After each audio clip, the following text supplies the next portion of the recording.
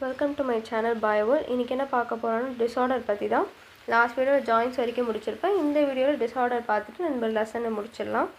First நம்மளுக்கு இருக்கிறது மைஸ்தீனியா gravies. இது வந்து ஒரு ஆட்டோமின் டிஸார்டர். ஓகேவா?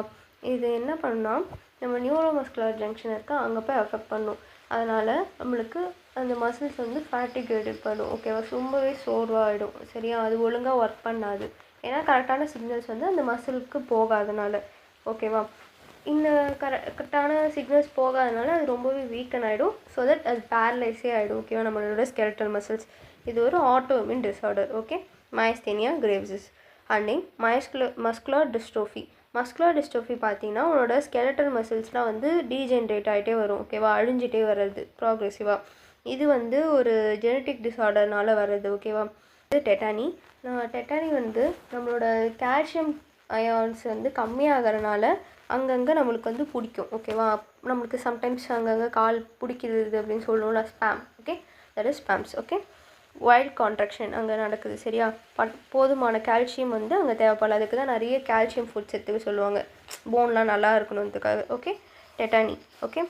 நெக்ஸ்ட் வந்து ஆர்த்ரைட்டிஸ் வந்து இன்ஃப்ளமேஷன் ஆஃப் ஜாயின்ட்ஸ். நம்மளோட ஜாயின்ஸ்லாம் பார்த்திங்கன்னா வீங்கி போடுறது.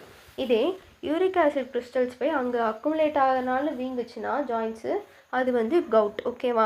Uric acid crystals. ஓகே, அது வந்து கவுட் நாம வச்சுக்கோங்க. அதுக்கப்புறம் ஆஸ்டியோபோரோசிஸ் பார்த்திங்கன்னா ஏஜ் ரிலேட்டட். ஓகேவா? ஒரு டிஸார்டர். வயசாக என்ன ஆகணும்னா நம்மளோட போன் மாஸ் வந்து கம்மியாகிட்டே வரும். அதான் மூட்டு தேய்மானம் அதெல்லாம் சொல்லுவோம்ல, அதுதான். ஓகேவா? இது மேக்ஸிமம் யாருக்கு இருக்குன்னா ஃபீமேல்ஸ்க்கு தான் இருக்கும். ஏன்னா ஈஸ்ட்ரோஜன் லெவல்ஸ் கம்மியாகிறது ரொம்ப காமனாக இருக்கும் இந்த ஆஸ்டியோபோரோசிஸில். அவ்வளோதான். இந்த லைன்ஸ் பார்த்துடலாம் இப்போது. Myasthenia gravis. ஓகே.